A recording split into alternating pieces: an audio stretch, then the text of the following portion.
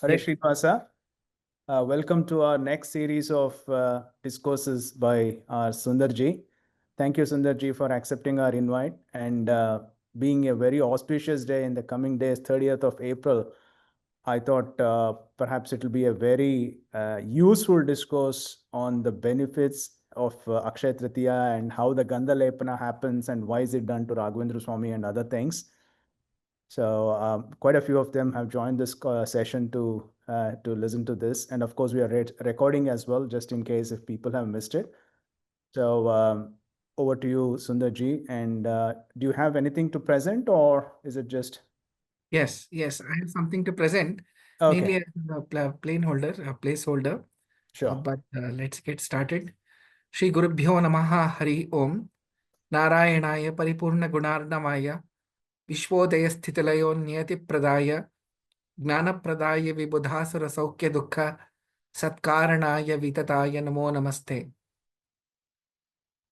Yonta Pravishya Mama Vacha Bimam Prasuktam Sanjeevayatya Shakti Dharaswadhamna Anyam Chastacharana Shravanatvagadin Pradhan Namo Bhagavate Purushaya Tubhyam. Good evening to all of you. We are indeed in the beginning of, from tomorrow, what will be known as the Vaishakha Masa. The month of Vaishakha is full of festivals and great opportunities for us to perform the sadhana in many, many ways. Rarely will you find a single month where so many festivals, so many auspicious days are all coming together. And the moment you think about Vaishakha Masa, two things which, or rather I should say three things which everybody will be aware of. One is the famous Akshaya Tritiya. The second one is Narasimha Jayanti. And the third one is Vedavyasa Jayanti. But many people would probably also know that Akshaya Tritiya is also Parashurama Jayanti. So in a single month, we have three Jayantis or Avatara Kala of Sri Hari himself. So it is indeed a very auspicious month. And specifically, if you look at the Panchanga, you will see how many things coincide and converge onto the Akshaya Tritiya day. So it's indeed a very, very, very special day. And it is important that we understand the significance of Akshaya Tritiya, as well as what we should be doing, what are the observances that one should have on that day. And I'm glad that this program has been fixed a couple of days in advance, so that people get enough time to get prepared on what is to be done. Rather than learn it on the day and then realize that maybe we could have done this had we known earlier. So it's very thoughtful of Sri Hari and Pranav and everybody who was involved to organize this, to do it a few days in advance. So when we look at the what makes Akshaya Tritiya indeed very special is first of all, I think Sri Hari, if you can give me the rights to present it. Yeah, I've just done that. Okay.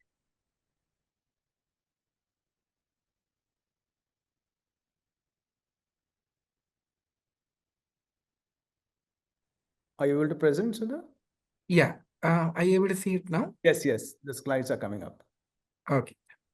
So I'm used this slide more as a placeholder so that I don't miss so many things that happen on this auspicious day. So Akshaya Tritiya is it is something which is a part of the Vaishakha Masa. The Vaishakha month itself is very, very pious.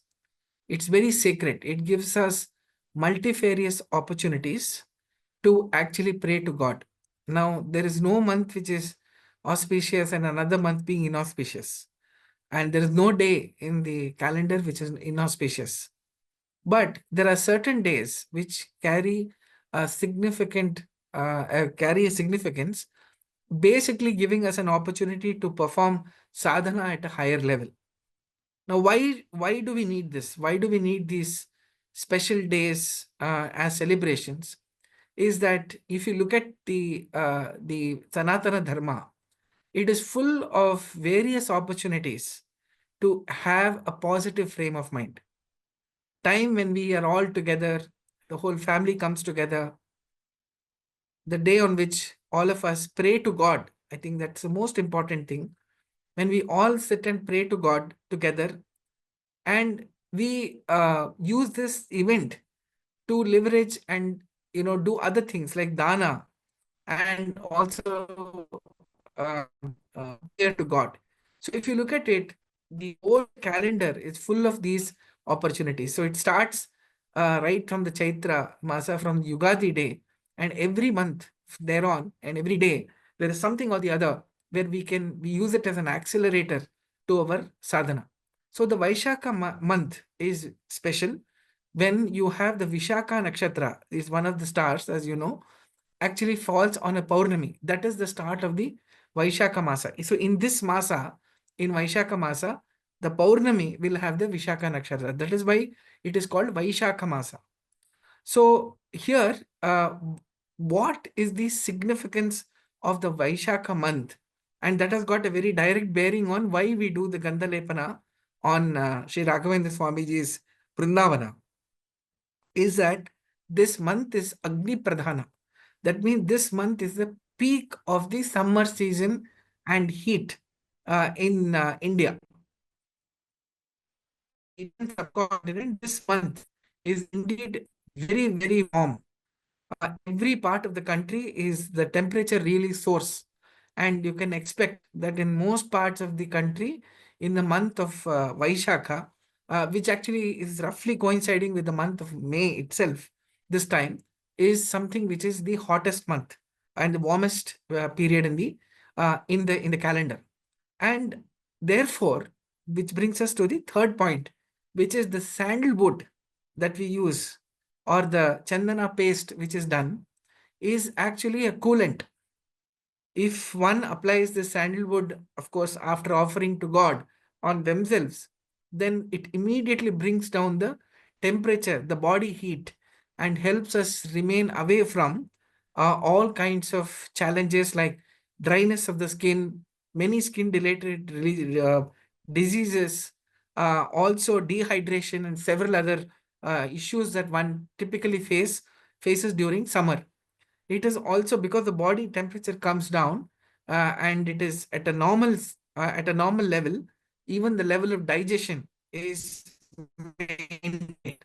Otherwise, it's very common for people to be having stomach and digestion related issues during this month. So sandalwood, now, in our tradition, as you know, we don't consume anything all directly. We always offer it to God and then we consume it. The reason is that nothing is ours, everything belongs to Him. And the story behind this is Chaturmukha Brahmadevaru, what he did was that he took his whole creation, his whole Brahmanda that he had created, and offered it to God. As soon as he created everything he created, he just offered it to God. Now, what happened as a consequence of that was there was nothing left for anybody else to offer. Right? He has offered the whole universe. What is left? Nothing. So everyone went to him and said, look, if we have to offer something to God, it has already been offered. So it is not a Naivedya, for example. It is already offered. So it will become Nirmalya. That means it's already taken away from that. So it becomes Prasada, it won't become Naivedya. So Chaturmukha Brahma, out of his sheer compassion towards everyone, said, okay, I have offered it once, but you have the opportunity to offer it once more. And God, being even kinder than that, said, I will accept it as a fresh offering. Now look at God's kindness. Everything that has been created by around us has been created by Lord Brahma. We are offering what Lord Brahma has created to God. God is accepting that.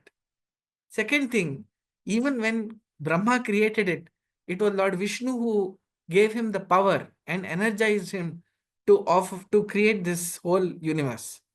Despite that, again, Lord Narayana is kind enough to say that, okay, even if you have offered the work done by someone else, I'm still prepared to accept it as something that you have offered. So this is the level of kindness that our gods, especially Srihari and Chaturmukha Brahma, have on us. So this sandalwood that is there is something which is offered to God, and then we accept it as his prasada. So you must be wondering, I think we have spoken about it earlier. We have also made a YouTube video, we've also made an Instagram reel on this. Many people think, what is Gopi Chandana? Gopi Chandana is nothing but the gandha or the sandalwood paste which was offered by the Gopikas to Krishna in Dwarika. And you can imagine, it is the entire seashore is full of this Gopi Chandana.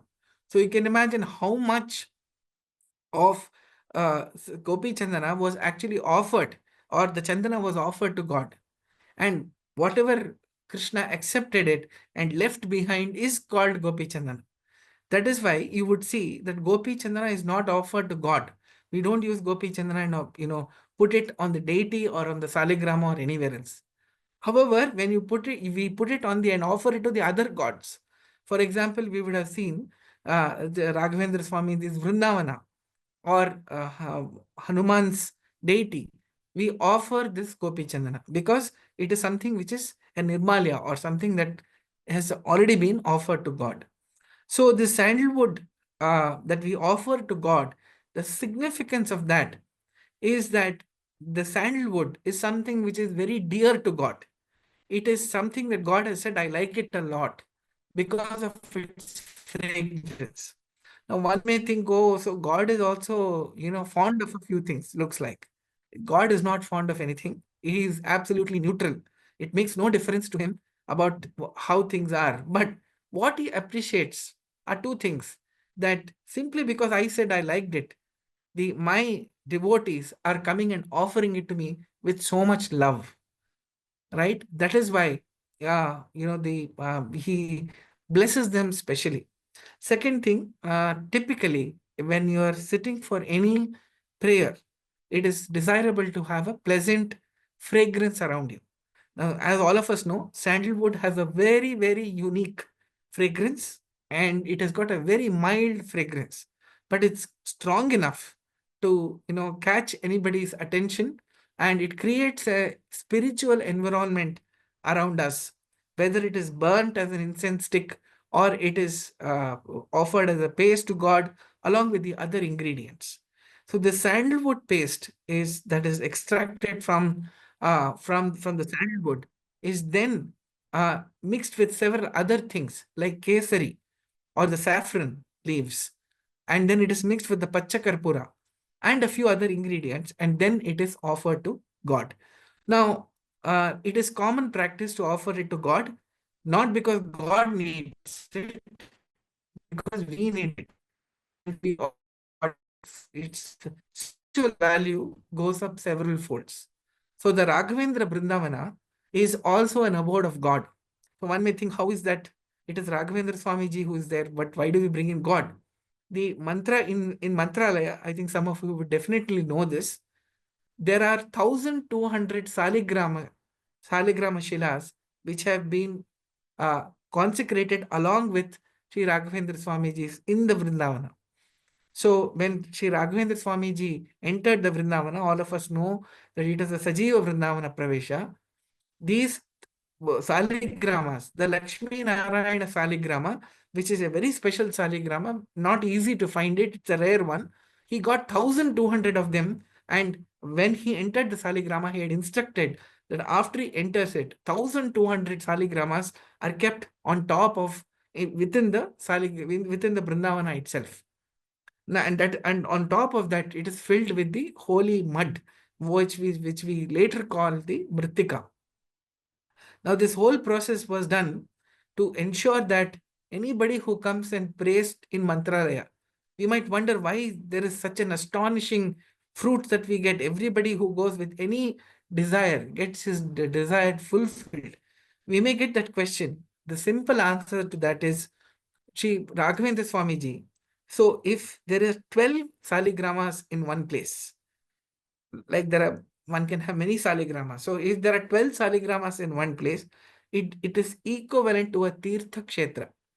So the Mantralaya, the Vrindavana, has got 1200 saligramas. That means it is equivalent to 100 Tirtha Kshetras together.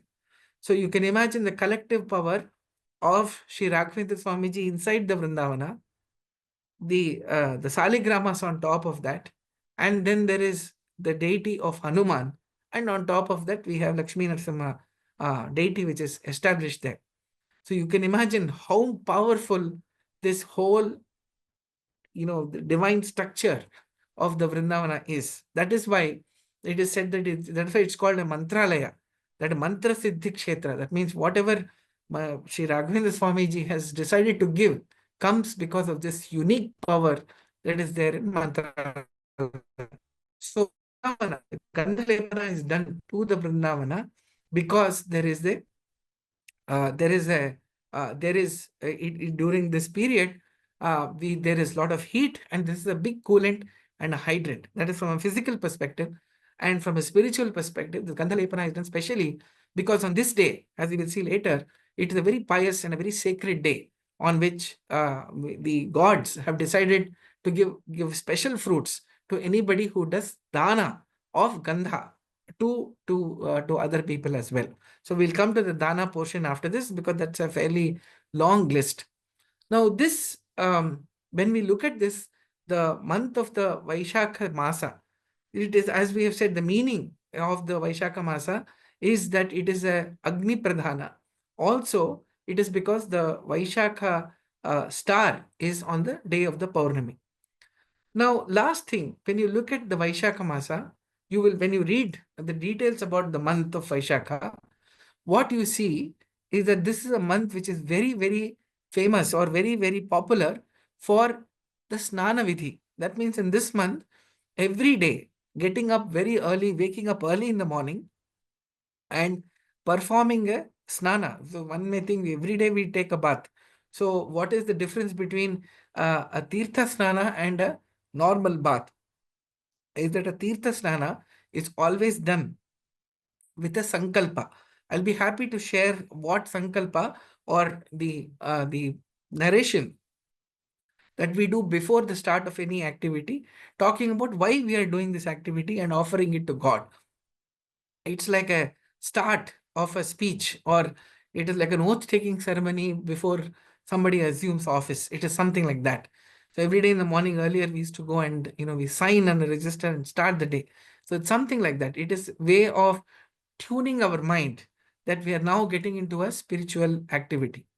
So this snana is nothing but a tirtha snana. So there is a certain sankalpa one needs to recite, a short one. It takes about a minute and a half to say that, and then we get into the actual of taking the bath again with a set of stotras. So if you go and follow our Instagram channel, we have actually given the stotras that have to be recited during any taking bath on any day. So that those have, when they are completed, then it becomes a tirtha snana. Otherwise, it will just be a bath. It becomes a physical activity. If you want to convert this physical activity into a spiritual activity, that is how we will do it. So this is the overall significance of the Vaishakha Masa. Now, coming to the Akshaya Tritiya. So each day, as I said, is a festival. Tritiya, that means the third day of the month of Vaishakha, is called the Akshaya Tritiya.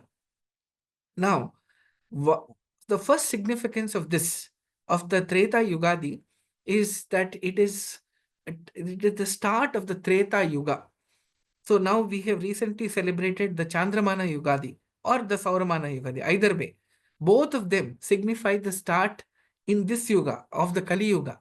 But the Treta Yugadi started, or the Treta Yuga started on Akshaya Tritiya. So it is a special, it is a Yugadi for that Yuga. And we still celebrate it because it is still the start of a very, very great period. So Treta Yugadi is when we do this. Now, the other thing, this is very, very highly recommended activity, and I would really urge all of you to participate in this, is that it is the dana or the donations that we give to people at this time. Now, dana is a very, very potent and powerful way of overcoming a lot of challenges that we have. It helps us tide over several sorrows, several difficulties, simply because we are, we are donating something out of a goodwill to someone else. So in the Vaishakha Masa, apart from the Snana, there is also the Dana program which is there. And during this month, what is typically to be given as Dana, I made a very long list of the activities. If you can give this as a donation to the others, it has got fruits which are 1,000 times more powerful than more. It will give 1,000 times more fruits than what it will during a normal period of time. So you can see from the list, they're all things which will help people tide over the warm weather which is there. Super hot weather which is there in India and many other tropical countries. This is very difficult period for people to tide over. So typically, giving as charity something like a footwear or a fan. It could, now I made it a fan because nowadays nobody uses the manual fan, but an electric fan or an umbrella which people can use because of the heat. Giving water, donating water. So one may have water, but the fact is, in some places, water is not available, especially in places of pilgrimage. So giving water at that time, fruit juices which help you nourish, buttermilk is very highly recommended because it's an excellent hydrant. Similarly, grapes and other seasonal fruits like mango are again very, very highly recommended. Saffron, donating sandalwood. Similarly, tender coconut, rasayana, cucumber, or water, water rich, which is curd rice, which is again something which helps to cool our body. So all these things can be given as dana. Very, very highly recommended. Now, I understand some of you may be in another country and may not be able to do this, but you can definitely make a symbolic donation to an institution which can then give this away. Or you can, the best part of our of the Sanatana Dharma is, they say that if you just do the sankalpa or just pledge that you will give these things as donation, that is good enough. God will recognize that. And when you get an opportunity to come to India or to meet people who to whom you can give this, and they who which is useful to them, because there's no point in giving something to people who probably will not find the use of this. So if you want to do it through that, that is also fine. Or if you know someone who can then give it on your behalf, even that is a great thing to do. It helps a lot of people, and very importantly, gives all of us the phala of having given this donation. So this is the Akshaya Tritiya significance. It is the Treta Yugadi, and from a Puranic perspective, it is that day on which Lord Indra defeated Bali Chakravarti. He defeats Bali Chakravarti. As we know, Bali Chakravarti would have grown extremely strong. He conquers all the levels of the heaven, and finally, it is Vamana who then transforms himself to Trivikrama, who then uh, ensures that Bali is defeated, and he pushes him down into the Adholoka, again as a blessing only, not as a suffering. We have, I think, discussed this before. And then uh, Indra then regains his power. All the gods, they realize that though Indra has won over the Bali Chakravarti, he still doesn't have that luster. He doesn't have that knowledge, and he doesn't have the mantra power that he had earlier. So they all go and ask Brahmaji what should they be doing, and Brahma then advises all the gods, through Narada that they should go and give this dana to everybody on this Akshaya Tritiya day. So it is a special day in even for which even the gods were waiting to come, to arrive and then be able to give dana. So you can imagine how precious this dana, doing the dana during this period is considered as per our scriptures. Now, other thing is, now the question is, why is it called Akshaya? Because again, Lord Narayana decided that whatever is done during this period is called Akshaya, right? So it let it become Akshaya. That means it becomes unlimited. So something which is very, very small, very, very virtually inconsequential in many ways can become Akshaya. It can become infinite, provided it is given as a dana during this period. So if you want to take up studies, so let me come to the other things. If you look at a performing any ritual, which is housewarming ceremony, it could be performing the Aksharabhyasa, or it could be performing the Upanayana, or it could be performing the marriage on this particular day, that's Akshaya Tritiya. You don't have to check whether it is auspicious, the star is right, the day is right, etc. Too much importance doesn't have to be given to that, because on this particular day, the Akshaya Tritiya day, all the stars are very, very auspiciously aligned. So you want to start anything during this period. It could be start of a new venture. It could be start of a study of a new grantha. It could be anything that you want to make a fresh start about. Akshaya Tritiya is the day on which you should start this. And it is believed that whatever happens on this Akshaya Tritiya, whatever you start will become Akshaya. That means it will become infinite. It will become indestructible, and it will multiply several fold. So what are the people, what one should do? Snana, as we have discussed, japa, that is any kind of meditative recitation, chanting, swadhyaya, that means studies of the shastras, most important.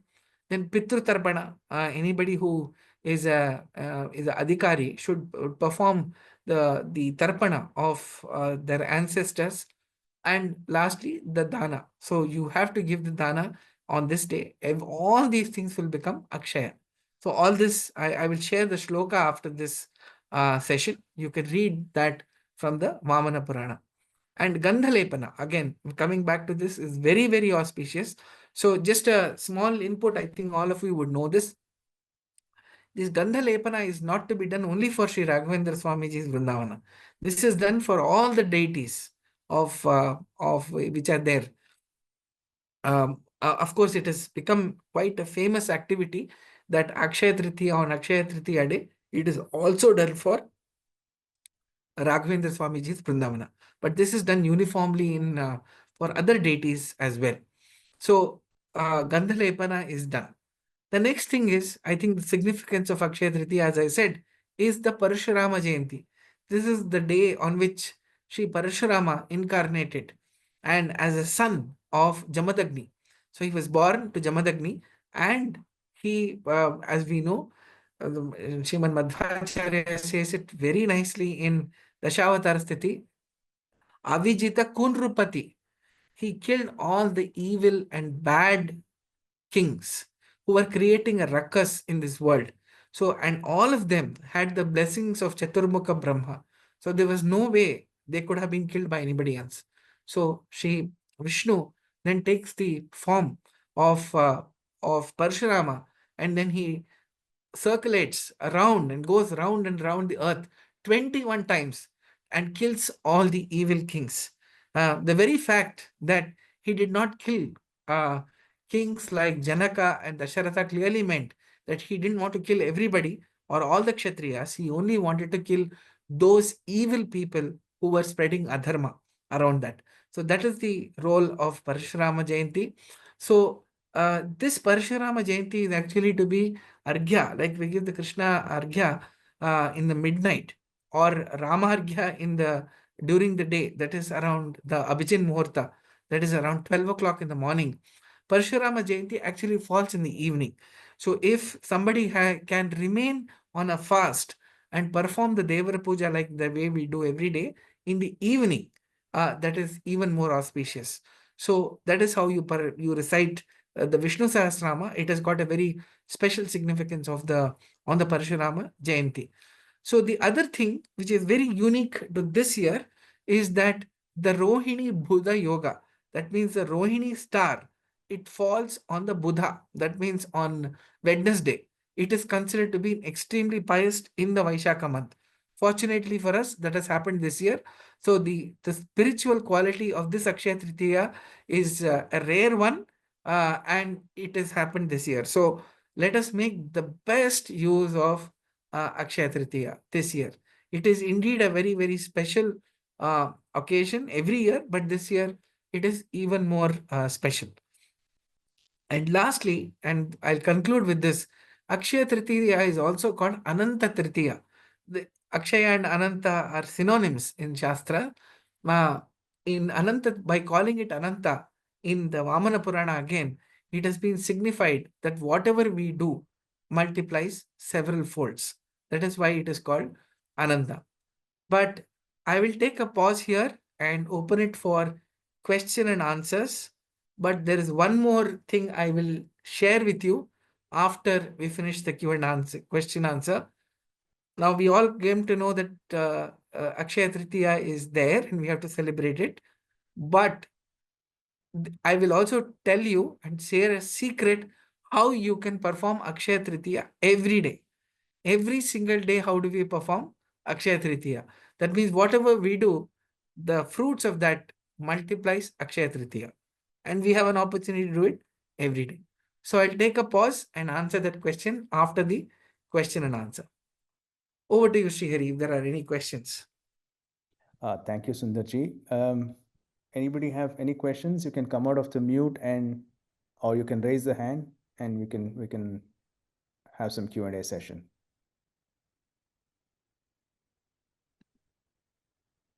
But it's been a very insightful session, Sundarji. Thank you so much.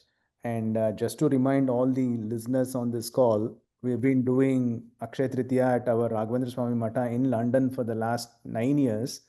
So every year we are doing Gandalepana. And this year also we will be doing Gandalepana on 30th of April. So please do come, visit the Mata, take the blessings of Raghavendra Swamy on this auspicious day. And as Sundarji said, any dana you want to do, please do it on that day. So many of them will be attending and visiting Raghavendra Swamy Mata. So you'll have plenty of people coming. So please come and do any dana if you wish to. Thank you.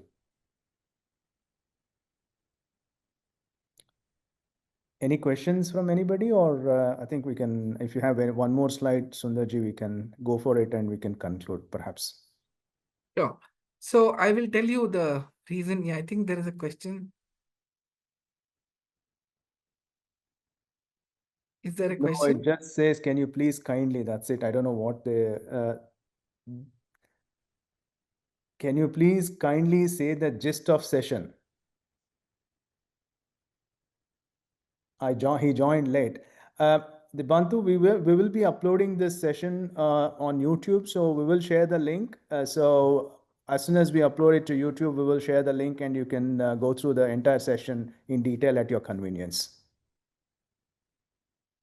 So I told you, how can we perform Akshaya Tritiya every day? Of course, Akshaya Tritiya is a special day and we should make the best of it. But we can also perform Akshaya Tritiya every day. And the way it has been explained in the Harikatamritsara comes from Dvadasha Stotra or Shivan Madhwacharya. He says Akshayam karma yasmin pare swarpitam, right? And prakshayamyati dukkhani and namataha aksharo yojaraha sarvadevamritaha kukshigam yasya vishwam sada jadikam prinayamo vasudevam devata mandala akhanda mandalam.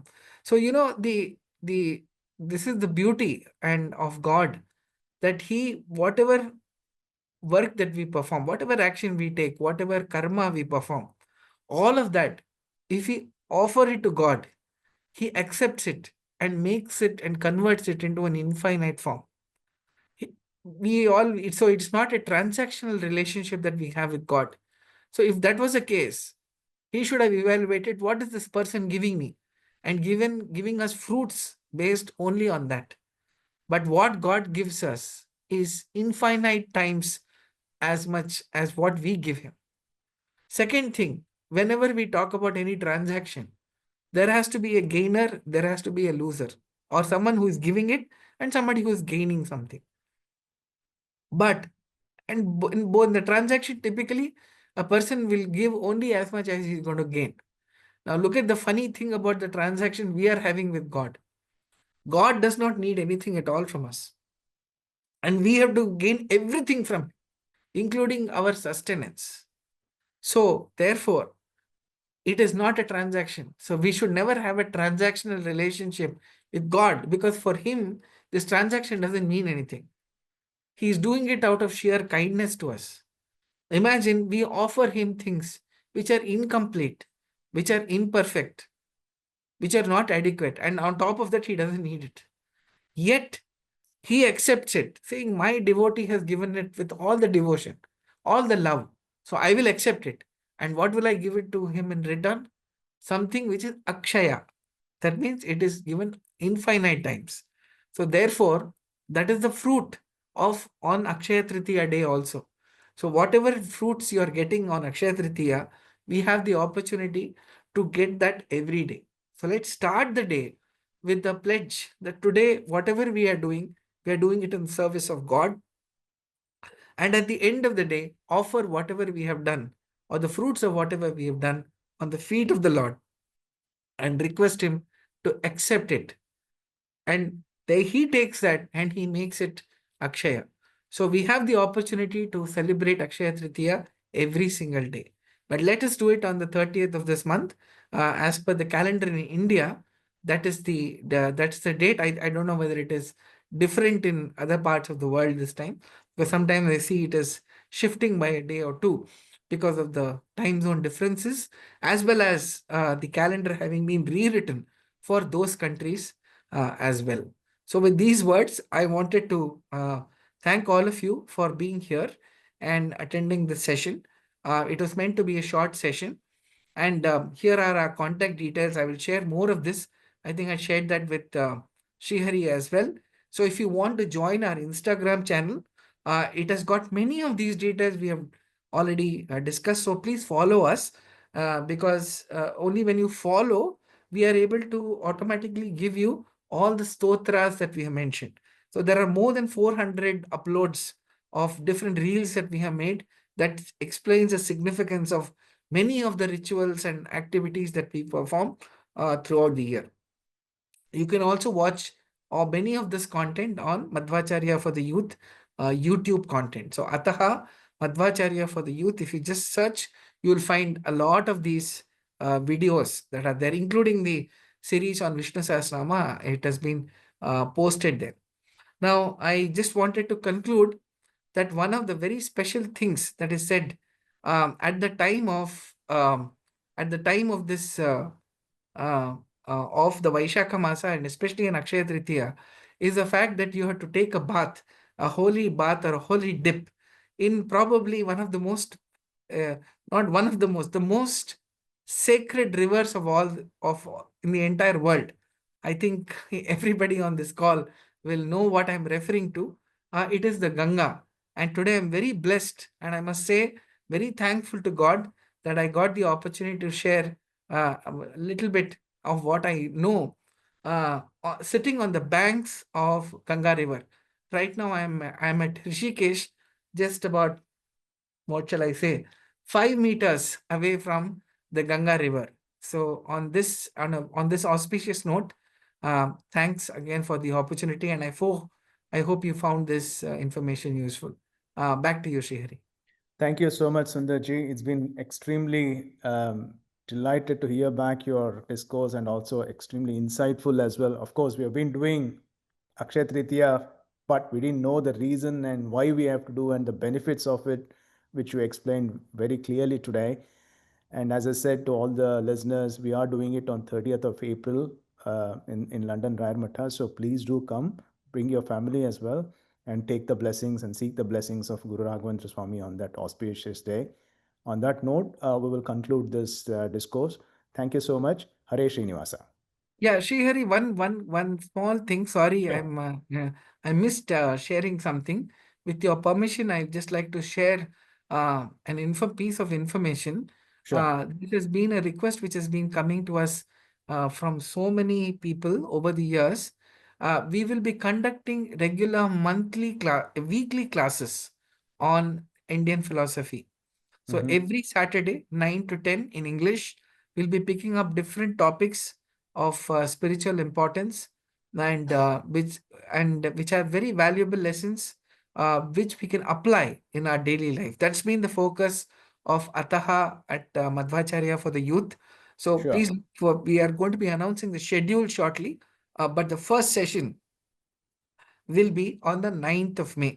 So to make it convenient across time zones, we'll be having it 9 to 10, that is Indian Standard Time. And of course, the recording of that will be available. So we have thought about the first 10 sessions, but Sure. please feel free to let us know on any of the contacts that we mentioned about Yeah. any topic that you would like us to cover. Thank you so Yeah. much. Thank you.